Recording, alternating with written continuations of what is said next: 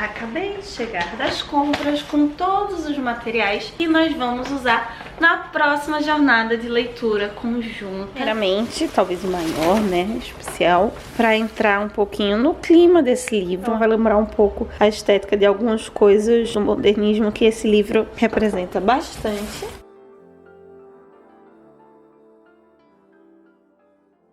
Finalmente nós decidimos o livro da nossa última jornada de leitura conjunta de 2022.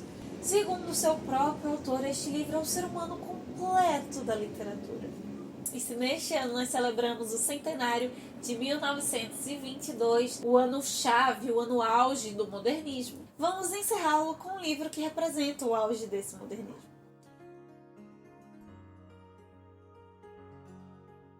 O que temos para hoje, Sanches e Dulcineias? Eu sou a Larissa Bertolino, você está no Uma Garota Quixotesca, onde nós tratamos sempre de literatura, partindo de aspectos, de temáticas, de ideias vindas do Dom Quixote, e uma delas é a modernidade, que o modernismo ressaltou e reverberou e reinterpretou de um modo bem diferente. A celebração desse ano, do centenário de 1922, nós estamos tendo muitos quadros, muitos momentos importantes em relação ao modernismo. Eu sei que sexta-feira, né, hoje não é dia de JLC, de Jornada de Leitura Conjunta, é dia de vlog, por isso eu estou apresentando esse vlog hoje como os preparativos para uma apresentação mais detalhada, uma introdução posterior da nossa quarta Jornada de Leitura Conjunta desse ano. Tanto que esse vídeo está saindo como um vlog, mas segunda-feira esse mesmo vídeo vai alterar o título, ele vai receber o título de apresentação e o número desse vlog, 95, acho, vai passar pro próximo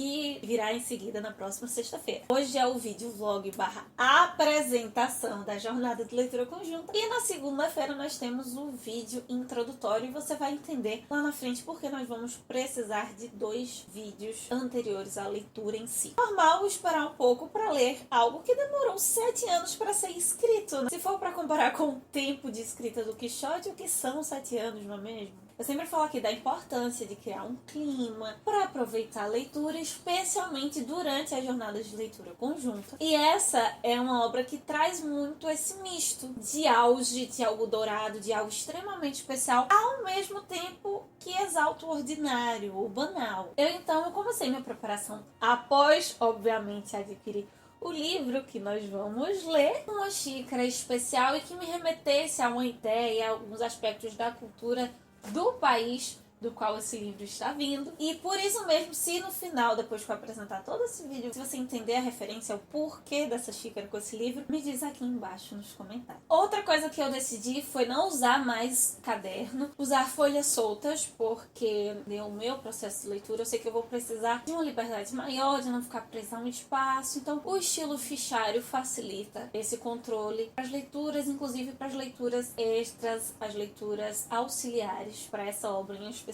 E por fim, talvez a mudança mais especial de todas é que depois de muito tempo eu finalmente decidi cortar o cabelo como eu queria há algum tempo já. Uma mudança radical que tem a ver com questões pessoais, claro, com a minha felicidade, mas e também podemos dizer é simbólico para a radicalização que esse livro simboliza ou expressa. Não foi só porque eu fiz 25 anos e queria fazer um corte diferente. E por falar nessa obra então tão especial, tão magnífica, que livro é esse? Como sempre, tratando-se de modernismo, nós vamos utilizar novamente queridíssimo Peter Gay. E aqui já tem todas as referências possíveis desse livro do seu autor marcadas aqui na obra. Em um desses trechos, aqui, num fragmento, numa parte, numa seção de capítulo muito importante, o Peter Gay vai mencionar algo que ele chama de o Quarteto Magnífico, que seriam os 4 principais e mais importantes romancistas do modernismo: Virginia Woolf,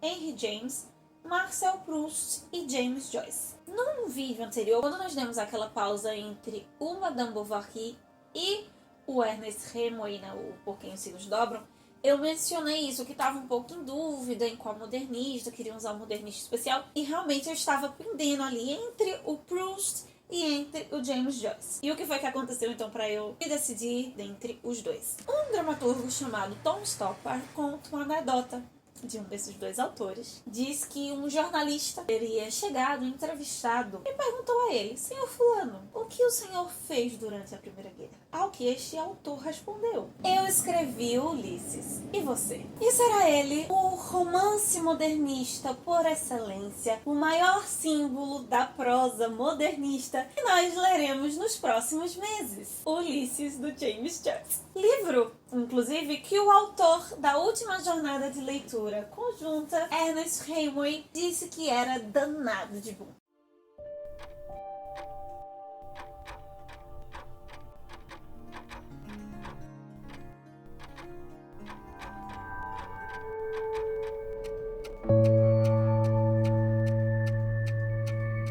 James Joyce saiu da Irlanda aos 20 anos de idade, né? Viveu boa parte da sua vida em exílio constante e voluntário, basicamente na Itália, na Suíça e na França, mas mentalmente ele nunca conseguiu deixar a sua terra. Fora dela, ele escreveu não só Ulisses, mas várias outras obras importantes, são ao mesmo tempo intensamente irlandesas e extremamente universais. O Peter Gay, novamente, para mencioná-lo, diz que enquanto a maioria dos modernistas ainda eram conservadores, acho que tem essa ideia do make it new, do surpreenda-me, a maioria deles eram sim conservadores, não só no sentido sociopolítico da palavra, mas ele os descreve como burgueses maçantes. Diz que alguns dos principais nomes, aqueles que receberam maior destaque, eram liberais e foram figuras centrais, como é o caso do James Joyce. Ulisses é o auge do modernismo justamente por ser talvez o romance que mais inovou e mais surpreendeu a arte e a produção literária até então. Na verdade, eu acho um pouco complicado e difícil encontrar um livro que o supere nesse quesito de inovação estética, de experimentalismo formal. Ele é puro e intenso prazer estético. Se os modernistas perguntavam através da estética quem sou eu, Ulisses foi a melhor de todas as respostas. Então, do que trata Ulisses? A grosso modo seria uma paródia modernista autônoma de uma odisseia interna. Toda a história se passa no dia 16 de junho de 1904, das 8 horas dessa quinta-feira até as 14 horas da sexta-feira seguinte. Não à toa, esse dia é conhecido na cultura literária e até mesmo na cultura pop como Bloom Day. Bloom em referência a um dos personagens do livro, que são, né, os principais, o Harold Bloom e o Stephen Dedalus. O Stephen Dedalus é quase a encarnação do próprio Joyce. Ele é personagem de uma outra obra do James Joyce, que é o Retrato de um Artista Quando Jovem. Ele é um intelectual, um poeta, professor, que tem, né, um aspecto um pouco pedante. E que nessa obra a sua questão para o desenvolver do enredo é conseguir encarar a morte da sua mãe. Já o Leopold Bloom é uma espécie de publicitário da época. Ele é judeu, que vai ser muito importante para algumas questões, especialmente se tratando de um romance psicológico, né? 1904, lembra a data em que nós estamos aqui. Casado com a Molly Bloom. Durante todo esse dia, né, já que essa obra se passa unicamente em um dia, ele está evitando chegar em casa porque ele sabe que a sua mulher tem casos extraconjugais. E ambos, tanto o Leopold Bloom quanto o Stephen Dedalus, eles não se conhecem. A narrativa é mostrando esse dia, né, a trajetória na cidade, em Dublin, desses dois, até eles se encontrarem de alguma forma, que é o final do livro, mas já é dito isso logo no início, que eles vão se conhecer, que eles vão se encontrar e como isso vai acontecer. Que é uma coisa que eu falei aqui quando nós apresentamos o Casa de Pensão, e isso é muito forte no James Joyce. Ele se importa não no o que, mas no como. Performance é algo extremamente importante em Ulisses. Isso tudo será desenvolvido ao longo de 18 capítulos. Cada um desses capítulos vai ser escrito em um estilo, um gênero literário diferente. O último, por exemplo, né, uma das coisas pelo qual ficou muito conhecida essa obra, fez parte das inovações do James Joyce, é o fluxo de consciência. O último capítulo é dedicado totalmente ao fluxo de consciência da Molly. São 8 parágrafos, praticamente sem pontuação alguma. E ainda que isso pareça spoiler, calma, não vou falar aqui de tudo. Estou pincelando algumas coisas para você ter noção do que você vai encarar nessa jornada de leitura conjunta. Cada um desses capítulos refere-se exatamente a uma hora, das 8 do dia 16 até as 14 do dia seguinte. Existe até um esquema desenvolvido pelo Stuart Gilbert anos depois, no qual ele mostra como cada capítulo, cada excerto do Ulisses tem um simbolismo com um tipo de arte, um órgão do corpo, um gênero literário, além simplesmente das horas do dia. Porque se Ulisses é a Odisseia modernista, o que está em voga aqui no modernismo, além da psique, é a heresia, a arte. É uma Odisseia sobre o humano e tudo o que é produção humana, em especial a arte, a linguagem e suas potências. Em Ulisses, do James Joyce, você vai encontrar referências à própria Odisseia, ao Hamlet. Se você ainda não leu, é uma obra talvez muito importante de ser lida antes de encarar esse livro, a Divina Comédia, do Dante Alighieri, mitologia greco-latina de um modo geral, a própria mitologia, a cultura, o folclore irlandês vai estar muito presente nessa obra. A literatura geral ocidental, a filosofia medieval heráldica, aquele estudo sobre os brasões, as origens de cada família, gírias da Dublin do início do século passado. Vou falar em gírias, algumas expressões e até piadas um pouco pesadas, que fez até que em alguns lugares esse livro fosse proibido por ser considerado obsceno. Mas não se desespere, você não precisa ler tudo isso antes para poder entender o Ulisses. O próprio James Joyce considerava que os leitores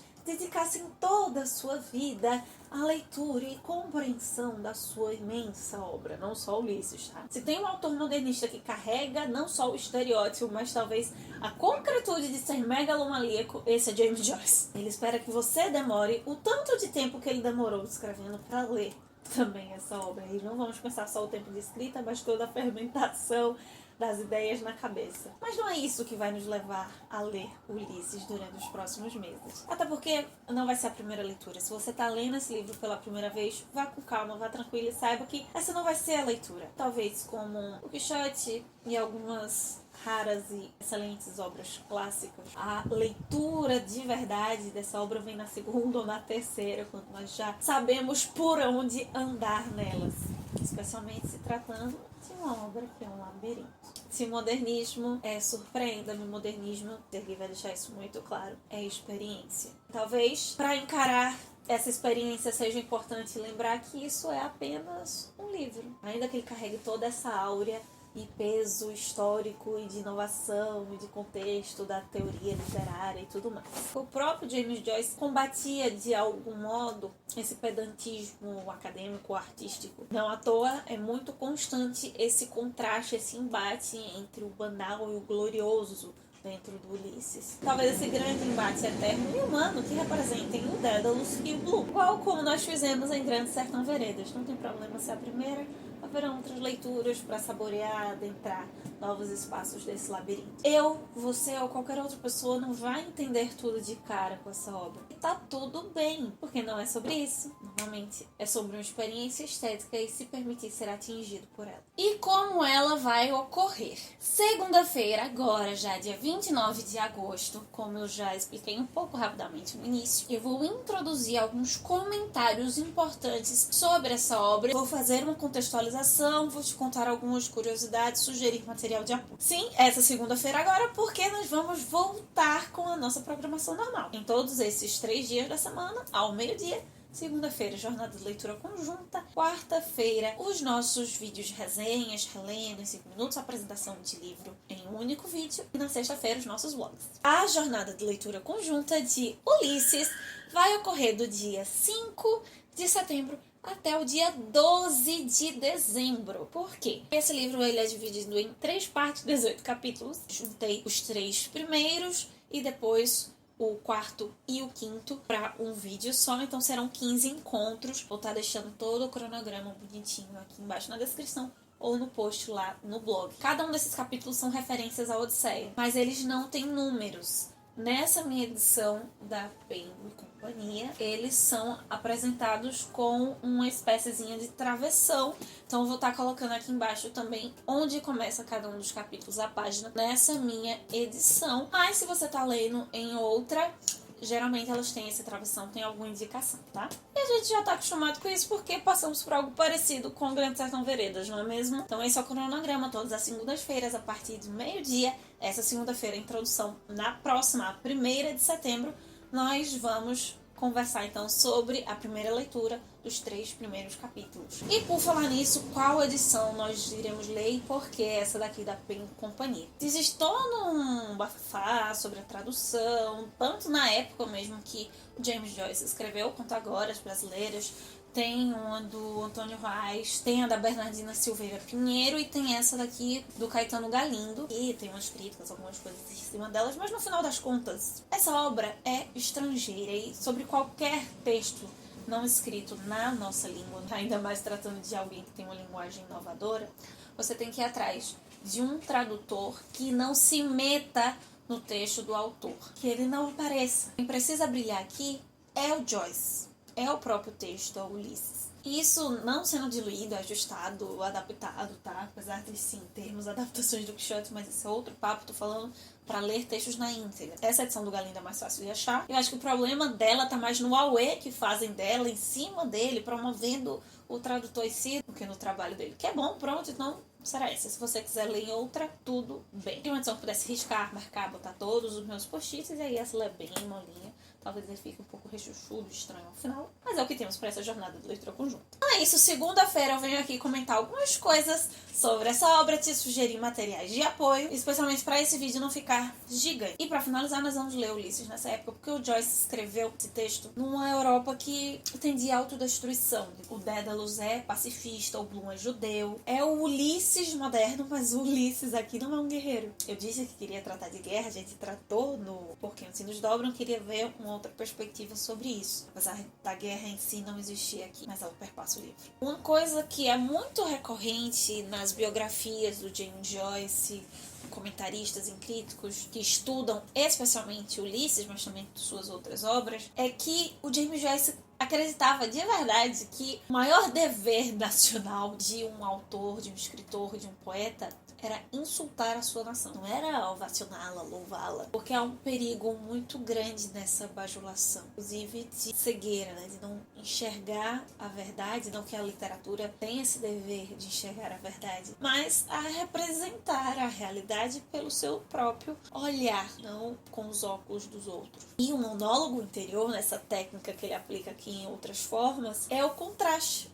dessa riqueza de uma vida imaginária, de uma vida fantástica, do mito que se constrói, seja do indivíduo ou da sociedade em si, em contraste, em conflito com a pobreza das relações humanas. Eu vou terminar então esse vídeo para te inspirar, para te animar para essa jornada com uma frase do T.S. Eliot, um autor e crítico do modernismo. O Peter Gay menciona que ele só elogiava francês, o único não francês que ele elogiava era o James Joyce. O que diz então o T.S. Eliot sobre Ulisses? Considera esse livro a expressão mais importante que a era atual encontrou. É um livro a que todos nós devemos e do qual nenhum de nós pode escapar. Pois bem, então se não tem como escapar, vamos encará-lo agora em 2022, de 5 de setembro a 12 de dezembro. Eu e você vamos ler Ulisses. Providencie o seu exemplar Cavaleiro Andante, seus materiais, para em setembro nós começarmos essa jornada modernista. Eu estarei realmente bem mais presente no Instagram, de verdade, comentando.